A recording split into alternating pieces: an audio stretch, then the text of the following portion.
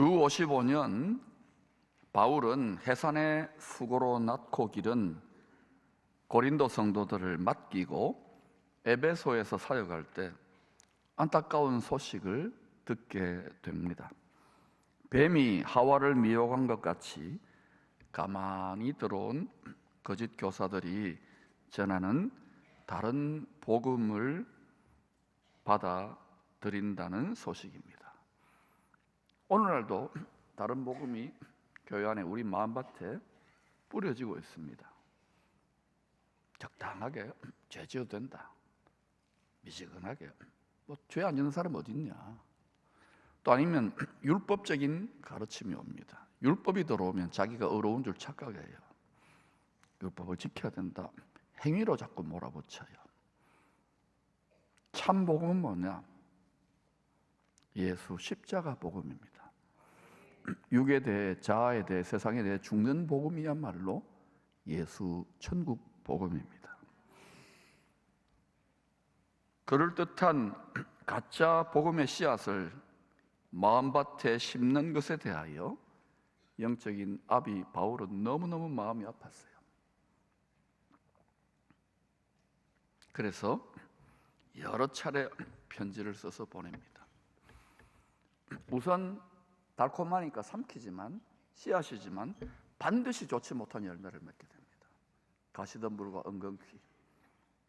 하늘의 밀알이 땅에 떨어져 죽어야 좋은 열매, 많은 열매를 30배, 60배, 100배 맺는 것입니다.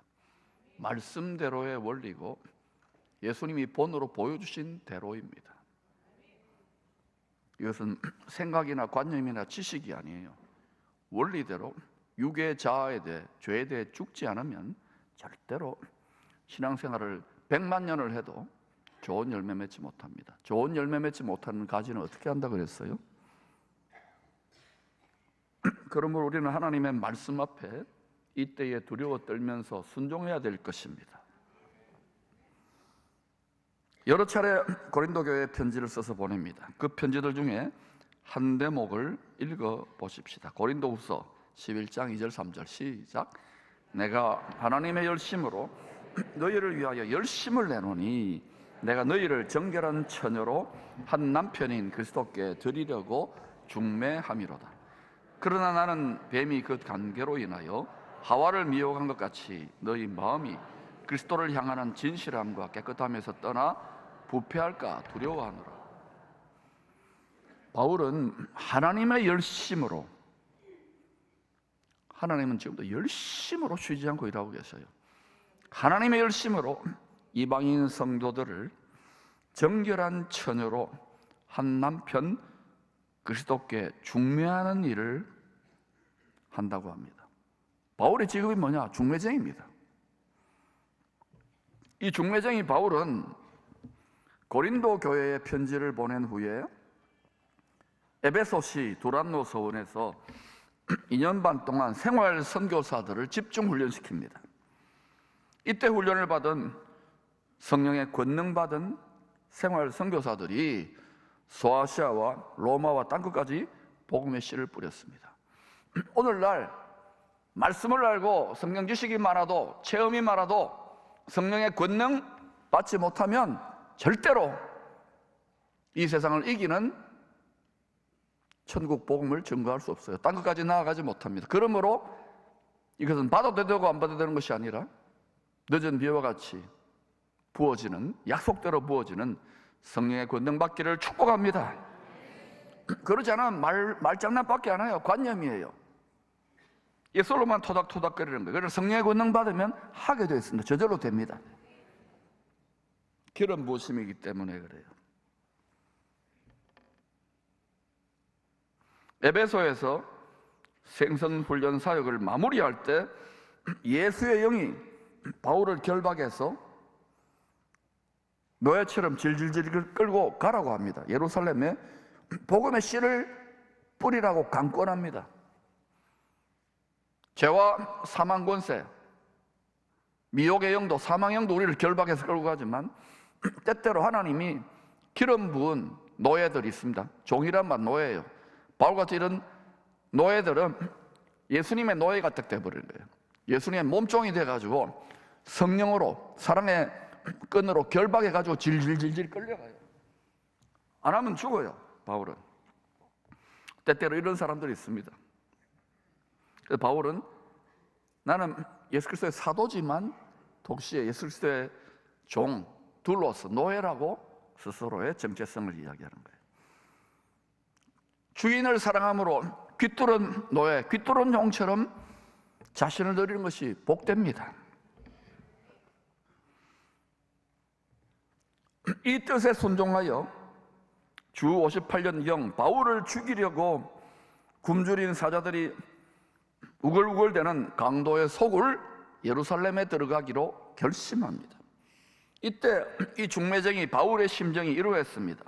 사도행전 20장 23절 24절입니다. 시작. 오직 성령이 각성해서 내게 증언하여 결박과 환난이 나를 기다린다 하시나 내가 달려갈 길과 주 예수께 받은 사명 곧 하나님의 은혜의 복음을 증언하는 일을 마치려 하면은 너의 생명조차 조금도 귀한 것으로 여기지 아니하노라. 주 예수께 받은 사명이 있는 사람은, 진실로 주 예수께 받은 사명이 있는 자들은 복음을 증언하는 일을 마치려 하면은 나의 생명조차 귀한 것으로 여기지 아니하노라. 이 정상적으로 이런 마음이 일어나야 돼요. 그렇지 못하다는 것은 죄송하지만 종이 아닙니다.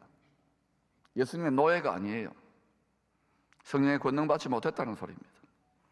이걸 속일 수가 없는 거예요.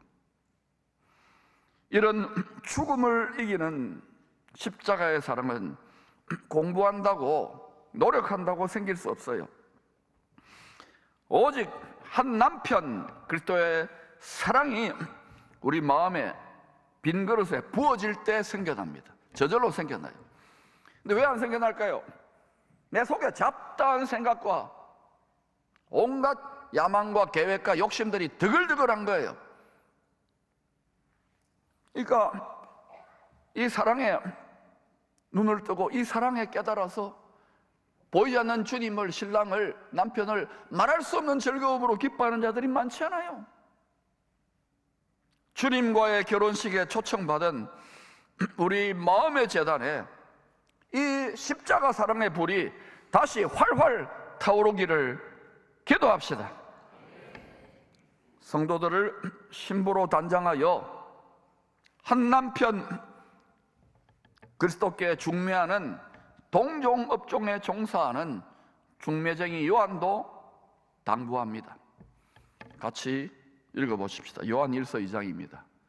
시작. 이 세상이나 세상에 있는 것들을 사랑하지 말라. 누구든지 세상을 사랑하면 아버지의 사랑이 그 안에 있지 아니하니 이는 세상에 있는 모든 것이 육신의 정욕과 안목의 정욕과 이생의 자랑이니 다 아버지께로부터 온 것이 아니요 세상으로부터 온 것이라. 이 세상의 모든 종교들이 무엇을 구합니까? 비나이다 비아내야자 소원 성취. 그건 진짜 기독교가 아니에요. 어린아이, 육신에 속한 기독교고, 진짜 기독교는 이 부패한 정욕, 우리는 하나님의 소원에는 별 관심 없잖아요. 정직하게 말한다면 내 소원은 뭡니까? 부귀영화, 만사형통, 무병장수 아닐까요? 우리 기도하는 제목을 가만히 한번 들여다보면 내 마음의 생각이 어떻게 작동되는지, 예수를 어떤 동기로 믿는지, 이것을 다 드러내는 본보기의 책이 욥기서입니다. 욥기서. 우리는 의롭지 않아요. 이전에는 귀로 들었지만 욥이 나중에는 눈으로, 유일하신 의로우신 재판장이신 하나님을 눈으로 보는 것 같아요. 그 이후에 인내의 결말, 갑절의 축복과 갑절의 승리가 나타나는 거예요. 그것은 궁극적으로 자기 의의 육체의 율법의 연습을 계속하고 있는 이스라엘이 당면하게 될 일이기도 하고, 거기에 접붙여져 있는 복음을 받았지만 율법을 따라 선악지식 판단하고 있는 이방인 성도들도 잘못하면 그 꼴로 할 수 있어요. 그래서 자다가 깰 땐 거예요. 왜 십자가의 사랑이 우리 머리가 아니라 우리 심장에 박히지 않을까요? 느껴지지 않을까요? 피부에 와닿지 않을까요? 예수를 사랑하지만 이 세상이나 세상에 있는 것들을 겸하여 사랑하는 것입니다. 예수님도 재물도 겸하여 사랑하는 것입니다. 예수님도 금송아지도 겸하여 사랑하는 거예요. 겸상하면 안 됩니다. 우리에게는 한 남편만 있어요. 한 아버지만 있어요. 이것은 목에 칼이 들어와도 이것을 굳게 지킬 때 오히려 위대한 기회가 여러분의 삶에 열리게 될 것입니다. 여러분이 교회입니다. 여러분이 거룩한 나라입니다.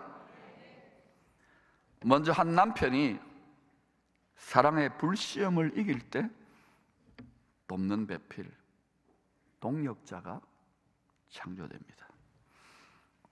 최초의 교회 에덴에서도 한 남편이 깊이 잠들어 죽었을 때 돕는 배필이 창조되었어요. 한 남편이신 만왕의 왕의 권세를 위임받을 만한 한 남편의 온전한 순종이 중요합니다. 이는 이 땅에서는 남자 여자 이렇게 생각하면 안 돼요, 여러분. 남편 아내 이렇게 생각하면 안 돼요. 누구와 더 권세 있는 자가 되느냐의 이야기로 들으세요. 한 남편의 온전한 순종이 이루어질 때 참 한 남편, 만왕의 왕, 죽음을 이기신 예수님의 권위가, 권세가 위임되어진다고요. 그러면 그 온전한 순종의 테스트가 뭐냐? 죽기까지 아내를 사랑하고 있는가? 두려움 없는 온전한 사랑으로 가족들을 사랑하는가? 남편이 이 사랑의 불시험을 통과할 때, 이길 때 너는 내 살 중에 살이요 뼈 중에 뼈라고 고백할 만한 돕는 배필이 생깁니다. 함께 멍에를 짊어질 파트너, 동력자가 예비되어집니다.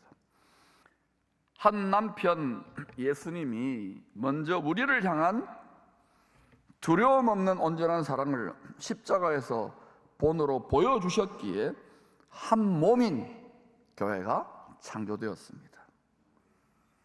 십자가에 나타난 참 한 남편의 불타는 사랑이 어린 양의 호린잔치를 기다리는 우리들의 손가락에 끼워주신 약혼 반지입니다.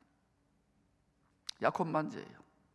만지작 안전에서는 이 반지를 만지면서 남편의 십자가의 사랑을 기억하면서 그날을 기다려야 되는데 작은 여우떼들이 와가지고 야야야야 한 만 년 뒤에 오니까 괜찮다.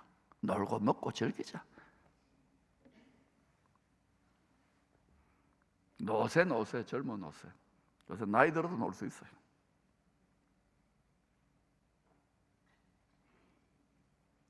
이 소중한 십자가 사랑의 약혼 반지 우리 손가락에 끼워졌는데 미혹의 영들에게 도둑 맞으면 안 됩니다. 마음을 잘 지킬 수 있기를 축원합니다.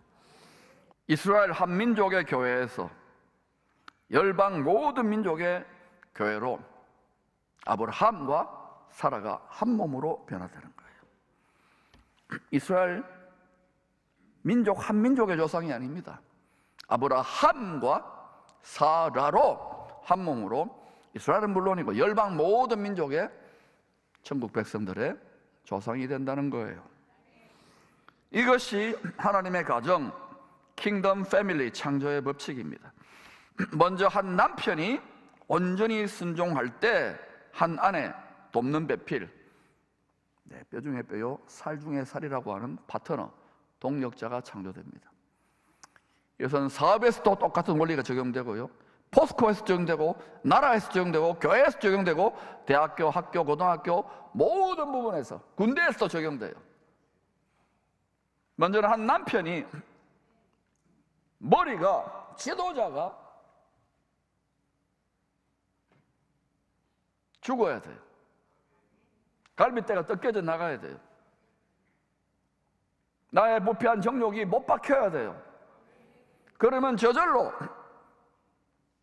기업의 동력자, 사람 없다고 하지 말고 여러분을 내 살 중에 살, 내 뼈 중에 뼈라는 동력자가, 파트너가 돕는 배필이 예비되어져. 교회도 마찬가지고 여러분 하는 사업장도, 자그마한 구멍가게도, 가족도 똑같아요. 그거 하지 않고 배신당했다, 그거 하지 않고 원통하다, 그거 하지 않고 힘들었다, 그거 하라고 계속해서 여러분을 상처 내주시는 거예요. 기쁘게 소화하시기를 축원합니다. 하나님이 아무에게나 권세를 위임하지 않아요. 예수 권세, 내 권세 노래만 부른다고 되는 게 아니에요. 아브라함이 독자 이삭을 모리아산에 번제물로 드리라고 하는 테스트에 합격했을 때 돕는 배필 사라가 예비되었지요. 그런데 한 남편이 온전한 순종의 테스트에 합격하자 더 놀라운 축복이 아브라함에게 예비되어져요. 따라합시다. 여호와 이래, 여호와 이래, 여호와의 산에서 예비된다는 거예요. 뭐가 예비된다는 말입니까? 하늘에 있는 예루살렘 시온산에서 참 한 남편 예수님이 십자가에서 희생의 피를 흘리실 독생자로 예비되어진다는 거예요. 죄로 인해 죽을 수밖에 없는 모든 인생들에게 가장 기쁜 소식이 뭐냐? 사망을 이겼다. 오직 한 분입니다. 이 한 분 주 예수 그리스도를 미혹하기 위해서 다른 그리스도 짝퉁들이 많이 나타날 것이라고 분명히 예언했습니다. 미혹의 영을 보내고 미혹을 보낸다 그래요. 누가 부패한 정욕을 따라, 누가 정결한 처녀로 한 남편에게 충성하는지를 다 가려내요. 여러분은 잘 익은 알곡 영혼으로 주 앞에, 농부가 볼 때 잘 익은 알곡 영혼이구나, 나를 쏙 빼닮았구나, 이렇게 구별되게 신앙생활 할 수 있기를 축복합니다. 우리 자녀와 우리 자신을 위해 울고 그 다음에는 감사 찬양하면서 이런 기도할 수 있었으니 주님이 향기로운 기도로 받으실 것이고 응답하실 것이라고 감사 찬양 경배를 올려드리세요. 이는 내 뼈 중에 뼈요 살 중에 살이라. 이삭이 순종을 통과했더니 한 남편 이삭이 십자가에 주와 함께 못 박히라는 아버지의 뜻에 순종하자 돕는 배필 리브가가 예비됩니다. 이삭이 예비되어 이끌고 오는 리브가를 보고 당신은 내 뼈 중에 뼈요 살 중에 살입니다. 육신의 정욕적인 고백이 아닙니다. 이삭은 동력자 리브가와 결혼하여 한 몸이 됩니다. 한 남편 이삭과 결혼하기 위하여 고향 집을, 고향 친척 아버지 집을 떠나는 리브가를 친정집 가족들이 이렇게 축복합니다. 창세기 24장 60절입니다. 시작. 리브가에게 축복하여 이르되 우리 누이여 너는 천만인의 어머니가 될지어다. 내 시로 그 원수의 성문을 얻게 할지어다. 이삭의 돕는 배필 리브가의 후손 거룩한 씨 예수님이 사망을 이기고 원수의 성문을 취하게 될 것에 대한 예언입니다. 육체를 가지고는 모두가 천국의 예루살렘 성으로 입성할 수 없는데 오직 한 분, 약속대로 희생제물로 죽으시고 부활하신 한 남편 예수님이 굳게 닫힌 생명나무의 천국의 길을 문을 여셨어요. 오직 한 분. 이분 예수님을 믿고 한 몸의 지체가 되었다. 그래서 우리가 부활하는 거예요. 영생하는 거예요. 천국하는 거예요. 이게 보이듯이 믿어져야 돼요. 귀로 들려가지고는 백문이 불여일견 아닙니까? 100번 들어도 눈에 보인다고 믿으라니까요. 자꾸 말씀 묵상하면 보이기 시작해요. 희미한 게 점점 마음 눈이 밝아져서 만져져요. 보여요. 유튜브 동영상으로 떠오를 거예요. 헛개비를 본 게 아니라 제대로 보기 시작하는 것입니다. 아멘. 영적인 지각을 사용하세요. 육의 지각은 하나님의 원수가 되게 해요. 육신의 정욕, 안목의 정욕, 이생의 자랑으로 잔인하게 결박돼서 질질 끌려갑니다. 결정적인 순간에 나는 세상의 표를 한 표 찍겠습니다 하고 그 표로 먹고 살아야 되니까 거기에 줄 서게 될 거예요. 우리 자녀들의 때일지도 모르지요. 때가 되어 하나님의 가족 창조의 진리대로, 킹덤 패밀리 창조의 진리대로 다윗의 후손 요셉이 온전한 순종의 시험을 패스하자 돕는 배필 정결한 처녀가 예비됩니다. 이 정결한 처녀 마리아의 몸에서 이 일이 있기 700년 전에 이사야 선지자가 예언한 대로 성령으로 잉태된 사망 권세를 이기는 약속의 자녀가 한 아기로 탄생합니다. 이 한 아기가 장성하여 십자가에 죽기까지 순종하자 오순절날 예수의 영의 강림으로 한 몸에 돕는 배필인 교회가 탄생합니다. 오순절 예수의 영의 강림으로 탄생한 그리스도와 한 몸이 된 교회를 통하여 하나님의 자녀들이 하늘의 뭇별과 같이 땅의 바닷가의 모래같이 생육, 번성, 충만하게 된 것입니다. 그 한 사람을 통하여 하나님께서 믿음의 조상 아브라함에게 하신 창세기 15장과 창세기 22장에서 하셨던 하늘의 뭇별과 땅의 바다 모래 같은 약속의 성취입니다. 그러나 이왕이면 바닷가의 모래는 남은 자만 돌아올 것이고 하늘의 뭇별과 같이 영원토록 빛나는 천국의 스타의 반열에 여러분의 소중한 모든 가족들, 여러분의 자녀손들이 여러분 자신은 물론이고 그 반열에 영원토록 찬란하게 빛나게 되시기를 축원합니다. 이 땅에 그런 허접한 아이돌 스타를 부러워하지 마시고 하늘의 별과 같이 영원토록 빛나니라, 찬란하게 빛나리라. 하나님께서 이제 자식 농사 마무리 짓기 위한 가을절기 나팔절에 하나님의 나팔을 불 것입니다. 제가 부활절에 설교했지요. 떼끼야 거돌라 뿌.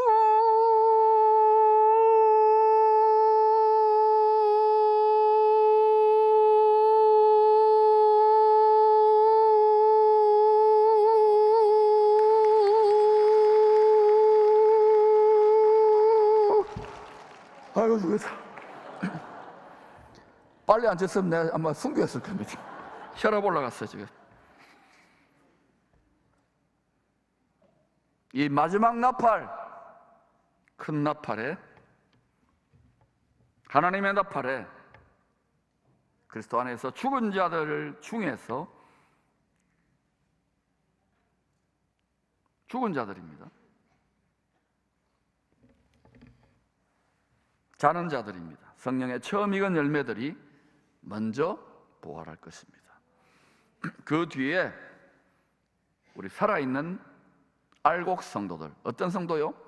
알곡 성도들도 첫 열매로 호련히 변화되어 구름 속으로 끌어올려져 어린 양의 공중 혼인잔치에 참여하게 될 것입니다.